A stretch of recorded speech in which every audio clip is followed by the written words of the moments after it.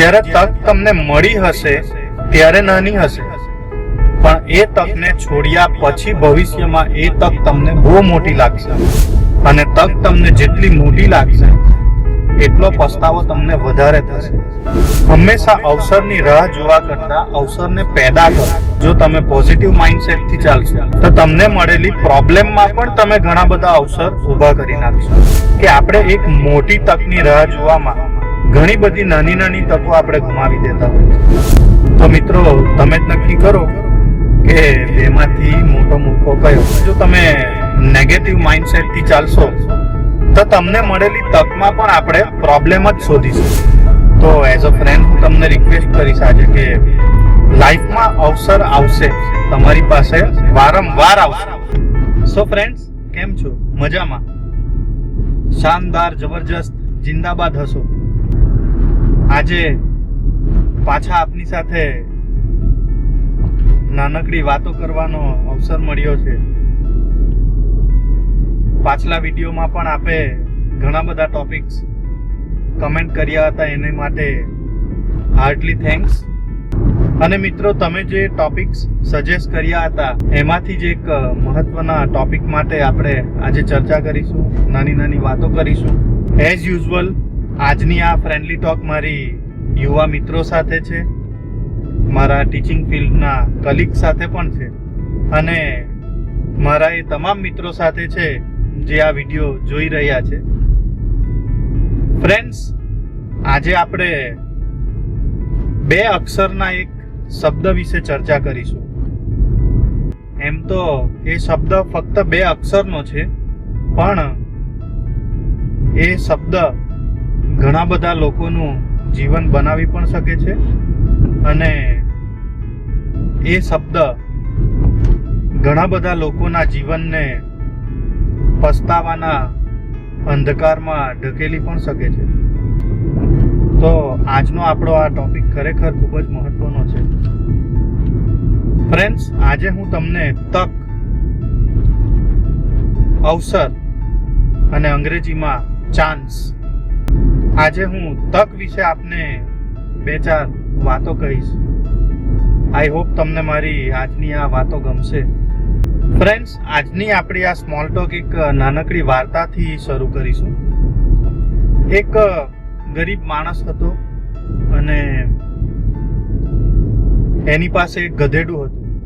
એ ગધેડા સાથે કાયમ ફરતો રહેતો હતો અને એના જીવનમાં ઘણી બધી તકલીફો હતી. એક વખત એ પહાડી વિસ્તારમાં ગયો હતો પોતાના ગધેડાને લઈને, અને ત્યાં એને એક ચળકતો પથ્થર મળ્યો. હવે એ વ્યક્તિ પથ્થર લઈ લીધો, એને કંઈક અલગ લાગ્યો. શું છે એને જાણકારી નહીં હતી, એટલે એને પથ્થર લઈ લીધો અને પોતાના ગધેડા પર એ સામાન સાથે મૂકી દીધો અને પથ્થર લઈને ચાલવા લાગ્યો. 1 કિલોમીટર 2 કિલોમીટર ચાલ્યા પછી જ્યારે નગર નજીક આવ્યું ત્યારે એ પથ્થર પર એક ઝવેરીની નજર ગઈ. જ્વેલર્સ, જે સોના ચાંદી અને ઘરેણાનો કારોબારી હતો, તેની નજર પડી અને એણે પેલા માણસને પૂછ્યું કે ભાઈ, આ પથ્થર કેવો છે? પેલા માણસે, જે ગરીબ માણસ હતો, એણે કીધું કે આ પથ્થર મને રસ્તેથી મળ્યો અને કંઈક નવો લાગ્યો એટલે મેં લઈ લીધો. તો પેલા ઝવેરીએ પૂછ્યું કે ભાઈ, વાત તો તારી સાચી, પથ્થર કંઈક નવો તો દેખાય છે, પણ આ પથ્થર તું મને કેટલા રૂપિયામાં આપશે? પેલા માણસે કીધું કે હું 2 કિલોમીટર તો ચાલ્યો છું, તો એટલીસ્ટ 2 રૂપિયા તો હું લઈશ આ પથ્થરના. એટલે ઝવેરીને થયું કે ચાલની, જેટલા ઓછામાં મળે એટલા ઓછામાં આ પથ્થર પડાવી લઉં. એટલે એણે પેલા માણસને કીધું કે 2 રૂપિયા તો વધારે છે ભાઈ, એક પથ્થરના 2 રૂપિયા તને થોડી અપાય, 1 રૂપિયો આપું, જોઈતો હોય તો બોલ. 1 રૂપિયાથી વધારે હું આ પથ્થરના તને નહીં આપી શકું. એટલે પેલા માણસે વિચાર કર્યો અને પછી કીધું કે ભાઈ, 1 રૂપિયો તો બહુ ઓછા છે. આટલું કહીને ત્યાંથી પોતાના રસ્તે ચાલવા માંડ્યો. હવે વ્યાપારીને તો ખબર હતી કે એ પથ્થર એકચ્યુઅલી હીરો હતો અને સસ્તામાં એને લેવો હતો, પણ પછી એને થયું કે ચાલ ને 2 રૂપિયા તો 2 રૂપિયા, 2 રૂપિયામાં બી શું ખોટું છે, કારણ કે હીરાની કિંમત 2 રૂપિયાથી વધારે જ હશે. તો થોડા સમય પછી વ્યાપારી પેલા માણસ પાછળ દોડે છે અને એને પકડે છે અને એને કહે છે કે સારું ભાઈ, લે 2 રૂપિયા, મને આ પથ્થર આપી દે. ગરીબ માણસ ત્યારે કહે છે કે ભાઈ હવે તો આ પથ્થર 5 રૂપિયાનો થઈ ગયો. એટલે પેલો વ્યાપારી કહે છે કે ભાઈ તું એ તો મને 2 રૂપિયા કીધા હતા, પણ ત્યારે પાછો માણસ કહે છે કે હું 3 કિલોમીટર વધારે ચાલીને આવ્યો, તો હવે 5 કિલોમીટર થઈ ગયા, તો આ પથ્થરની કિંમત 5 રૂપિયા.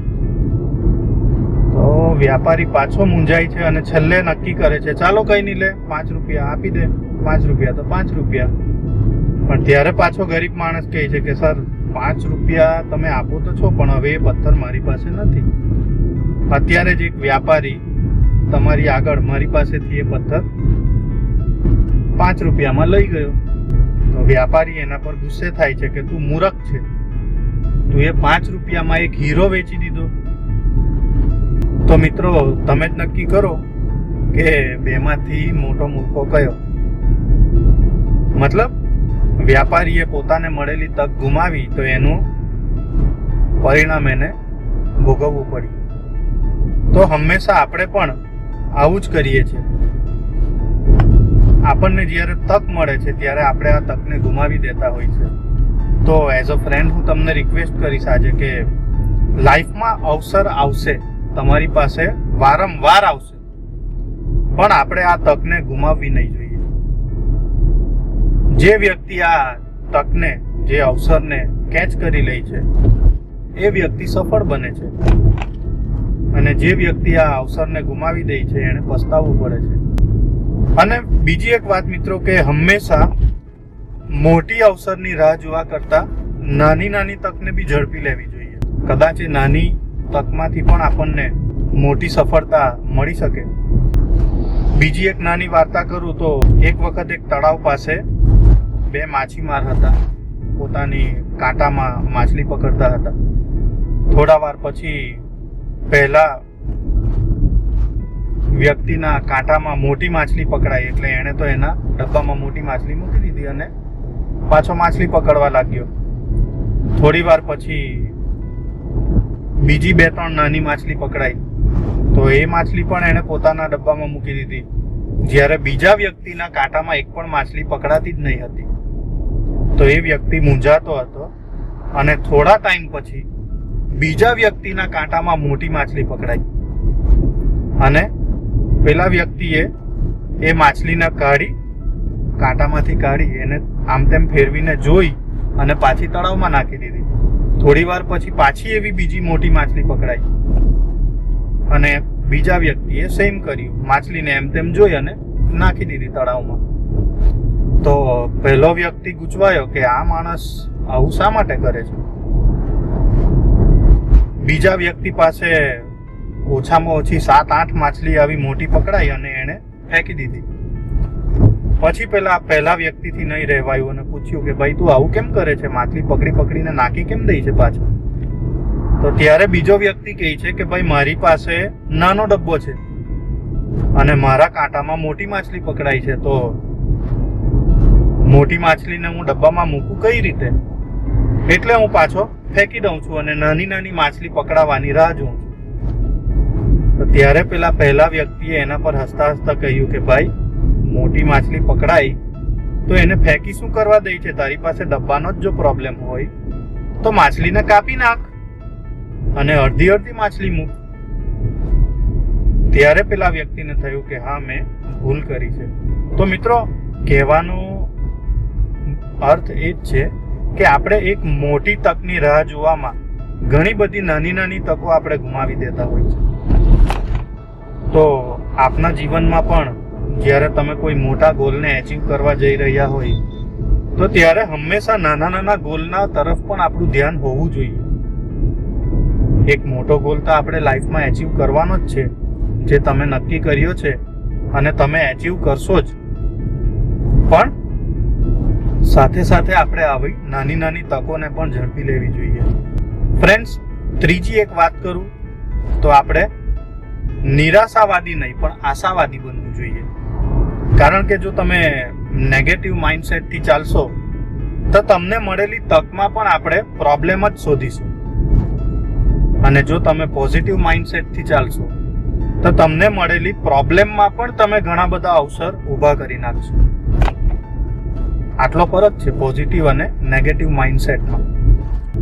તો લાઈફમાં આપણે જો સક્સેસફુલ પર્સન બનવું હોય અને આપણી લાઈફમાં મળતી અલગ અલગ તકને ઝડપી લેવી હોય તો એના માટે આપણે પોઝિટિવ માઇન્ડસેટ રાખવો જ પડશે. મિત્રો, બીજી એક વાત કરું તો હંમેશા અવસરની રાહ જોવા કરતા અવસરને પેદા કરો, અવસરને ઊભી કરો.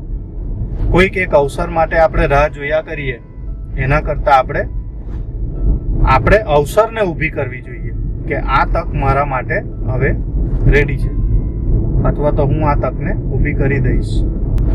ફ્રેન્ડ્સ, તક અને અવસરની વાત કરું તો બહુ જ ભાગ્ય જ કોઈ એવો વ્યક્તિ હશે જેને એક વખત અવસરને ગુમાવી દીધા પછી પાછી એ અવસર કે પાછી એ તક એને મળતી હોય છે. બહુ ઓછા કેસમાં આવું જોવા મળે છે. બાકી એક વખત જો તમે અવસરને ચૂકી ગયા તો લાઈફમાં પાછી એ અવસર આવતી નથી. તો એઝ અ ફ્રેન્ડ હું આપને એક જ રિક્વેસ્ટ કરીશ કે ખાસ તમારા લાઈફમાં જે કોઈ બી તક આવે, નાની કે મોટી, પ્લીઝ એને ઝડપી લેજો, છોડતા નહીં. જો તમે અવસરને છોડતા રહેશો તો જ્યારે તક તમને મળી હશે ત્યારે નાની હશે, પણ એ તકને છોડ્યા પછી ભવિષ્યમાં એ તક તમને બહુ મોટી લાગશે. અને તક તમને જેટલી મોટી લાગશે એટલો પસ્તાવો તમને વધારે થશે અને ફાઇનલી તમે નેગેટિવ માઇન્ડસેટ તરફ ખેંચાઈ જશો. તો ફ્રેન્ડ્સ, આજની આ નાનકડી સ્મોલ ટોક માટે હું તમને આજ 2-3 વસ્તુ કહેવા માંગતો હતો. પહેલું કે અવસરને જતી નહીં કરો. બીજું, જ્યારે આપણે એક મોટા ગોલ તરફ પ્રયાણ કરી રહ્યા હોય ત્યારે નાની નાની તકને પણ છોડવી નહીં. ત્રીજું, પોઝિટિવ માઇન્ડસેટ હંમેશા પોતાનો રાખો. અને ચોથું, તકને આવવા માટેની રાહ જોવા કરતા નાની નાની કે મોટી તક જાતે ઊભી કરતા શીખો. સો ફ્રેન્ડ્સ, આઈ હોપ તમને મારી આજની આ વાત ગમી હશે અને તમે પણ ભવિષ્યમાં અલગ અલગ તકને ઝડપીને કંઈક મોટા ગોલ એચીવ કરો એવી જ હું મારા મનથી પ્રાર્થના કરું છું. પાછા મળીશું નવા ટોપિક સાથે, નાની નાની વાતો સાથે. જો ફ્રેન્ડ્સ આપને આજનો વિડીયો ગમ્યો હોય તો પ્લીઝ કમેન્ટ બોક્સમાં આપના વેલ વિશિસ શેર કરજો અને આપ આવા જ કોઈ બીજા ટોપિક્સ પર નાની નાની વાતો કરવા માંગતા હોય તો પ્લીઝ કમેન્ટ બોક્સમાં મને સજેસ્ટ કરજો. હું એ ટોપિક્સ માટે આપના માટે મારી બેસ્ટ એડવાઇસ લાવતો રહીશ. સો ફ્રેન્ડ્સ, પાછા મળીશું નાની નાની વાતો સાથે, નવી વાતો સાથે. ત્યાર સુધી ગુડ બાય, ટેક કેર, મસ્ત રહો, વ્યસ્ત રહો.